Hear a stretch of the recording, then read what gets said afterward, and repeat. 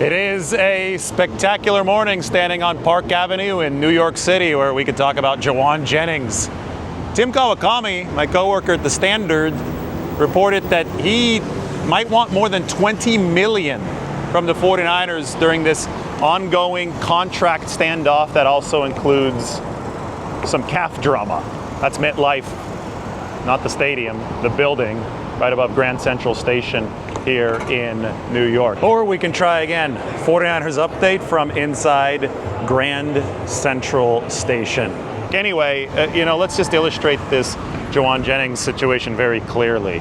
He stands to make about, and I say about because the numbers are relatively unclear due to escalators that John Lynch said were earned during the 2024 season, but he stands to make about $10 million this year. If he wants 20 or more, that's obviously a doubling of pay. From the very start of this, we have acknowledged that Jauan Jennings outplayed his contract, which was signed last year, by a significant amount in 2024. That much is clear. Even if you're siding with the team here, I'm not siding with anybody. I'm giving both sides of the equation. But even if you're siding with the team, his play warranted, I think, at least the ability to ask for more money in 2025, especially since he's on a lame duck deal. The 49ers have rewarded players entering lame duck years of their contracts before, most recently Brandon Ayuk last season, and Jauan Jennings obviously outplayed Brandon Ayuk. However, the 49ers do have him under contract for 2025, so there is a definite, very strong leverage point for San Francisco. And at the very least, there is a lot of per game bonus incentive money in this deal. So even if the escalators have already hit, the per game bonus incentive, that could be about $50,000 per game. So it incentivizes Jauan Jennings to get out onto the field, and it incentivizes the 49ers to stand pat and say, Jauan, if you want this money, if you want to get paid this bonus money, you've got to play. That's what contractual leverage is, and that's what the 49ers do hold in this situation. So they're not particularly incentivized to budge at all. Maybe a little to get things moving, but 20 million plus, it isn't in the picture. That the 49ers have a little too much contractual control at this point to be pushed around to that degree, if that is indeed the case from Jauan Jennings. So that's why I've always said something like 12 million, probably based on added incentives to the contract, would make the most sense for a Jauan Jennings landing point this year. If the 49ers are already at 10 or 11 with the escalators from last season, that is a marginal bump up. 20 plus million would be a significant bump up for Jauan Jennings. Like, that would be an extravagant bump up, and it's just something that, I don't think is in the 49ers cap structure. They paid Brandon Ayuk $30 million annually last year, and a lot of guarantees triggered when he got hurt. I mean, the injury guarantees there. So it's not like they could just move on from Brandon Ayuk. It's not like they want to move on from Brandon Ayuk.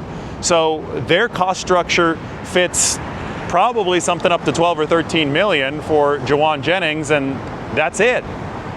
Right now, the 49ers are trying to establish as much leverage as possible via alternative options. That's why Kendrick Bourne is going to visit this facility on Monday. And if Kendrick Bourne's foot proves to be okay, and according to his YouTube channel, it is okay, but that was an issue over the course of training camp with the New England Patriots before they released him. If his foot proves to be okay, I think the 49ers shouldn't let him out of the building on Monday.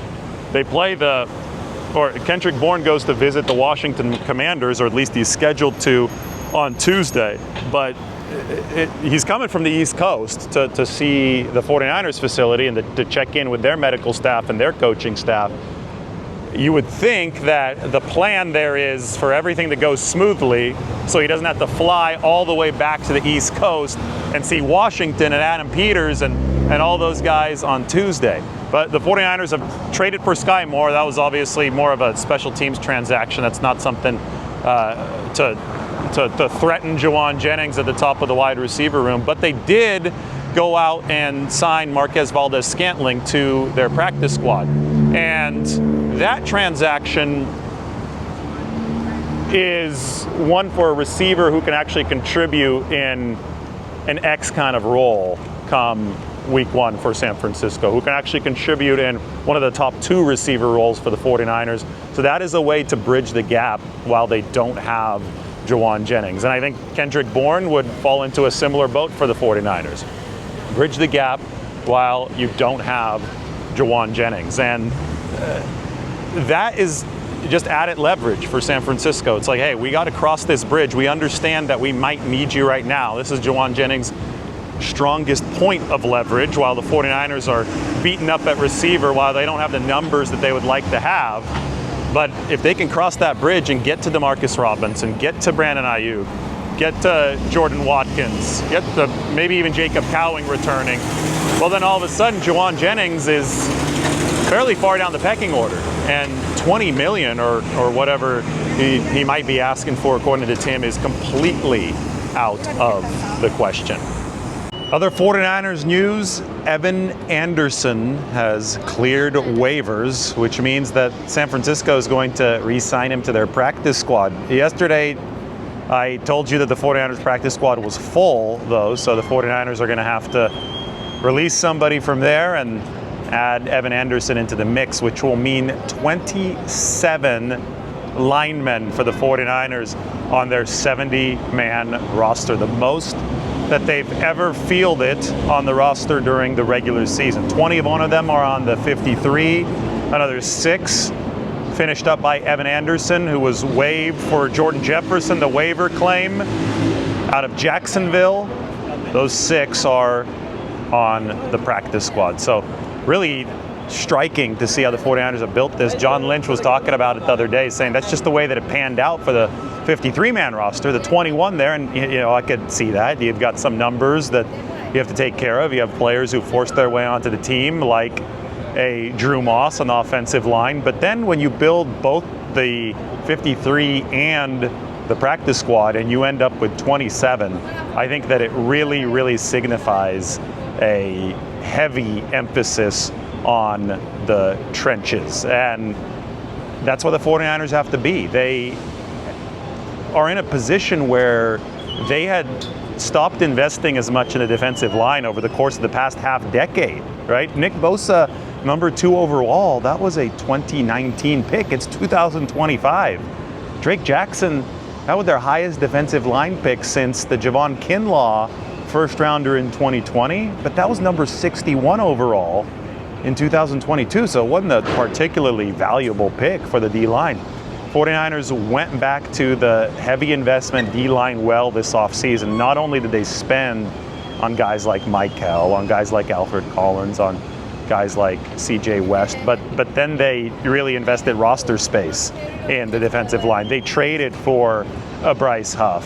Sebastian Valdez sticks around on the practice squad, and now Evan Anderson, even after they used the waiver claim, the number 11 spot in the order on Jordan Jefferson, the big, strong defensive tackle out of LSU, the 49ers managed to keep Evan Anderson. So big-time focus on the defensive line. I think more of a focus than fans realize on the offensive line. You see with Connor Colby and Drew Moss both sticking around on the 53, and it should be music to people's ears who have been complaining about this over the past several seasons. The 49ers really have doubled down on the front in front of Brock Purdy, and especially on the front opposite side of the ball, the one that's going to fuel that defense for Robert Saleh here in his second go round. And finally, Micah Parsons trade. I put up a video for our members only yesterday, hurrying up through the airport on the way here to New York City talking about that, but the connections are crazy. I think the first thing that should come to 49ers fans' minds is the Charles Haley trade back in the 90s, and I get differences behind the scenes, especially with Charles Haley, but I just laugh because Carmen Policy was the 49ers GM back then, and now Ed Policy, his son, is the president of the Packers. So how about that? 30 plus years later, premier edge rusher moves between NFC rivals, and one of the policies is at the center of that deal. But the Cowboys, they're going to get 2 first-round picks, and they're going to get Kenny Clark, who's a solid player, but he's 30. The problem for Dallas is that those picks, Green Bay has a nice roster. They just helped that roster with Micah Parsons. Those picks are likely going to be later in the first round. Now, the price is extreme, right? $47 million annually for Micah Parsons, and that immediately got me thinking about Nick Bosa. We're talking about Jauan Jennings at over $20 million per year. Well, that's just what he might want, according to Tim. But 47 for an edge rusher. Brock Purdy just got $53 million per year. Nick Bosa's at $34 million per year, and that was at the very top of the market outside of quarterbacks, especially at the top of the market for defensive linemen. He usurped Aaron Donald by a lot just 2 years ago.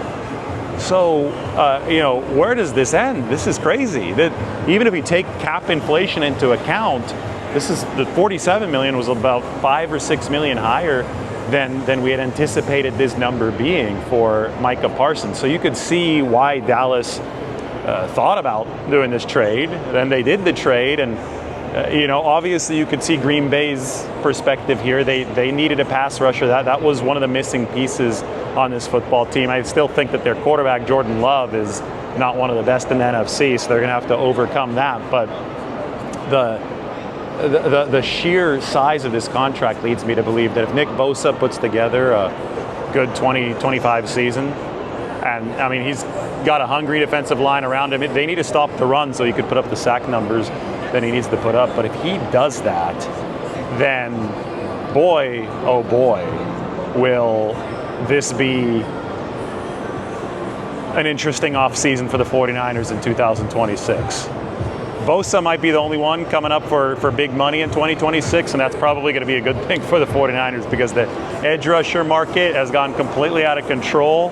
Nick Bosa can ask for a renegotiation if he's got good ground to stand on, and we'll see how the 49ers respond in 2026. But all those connections, I go back to Reggie White. Free agency opened up in the early 90s. Reggie White was the first marquee free agent, went from the Eagles to the Packers, just like Parsons going from the NFC East to the Packers right now. And Reggie White made $17 million over 4 years with Green Bay. Now it's $188 million over 4 years for Micah Parsons with the Packers. So from something a little over $4 million per year to something that's $47 million per year. Really wild where we're at. It's funny because I opened this talking about Jauan Jennings and money. We could close it talking about Micah Parsons, Nick Bosa, and money.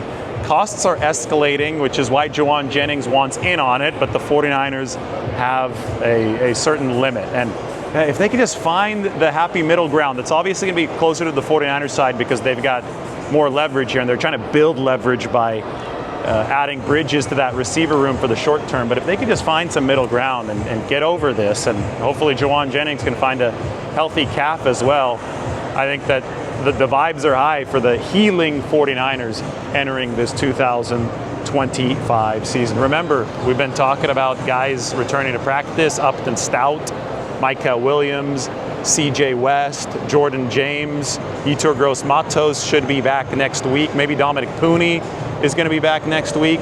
It's good stuff for the 49ers on the health front. I think things are definitely trending upward in that direction. Now they want to get this Jauan Jennings situation taken care of.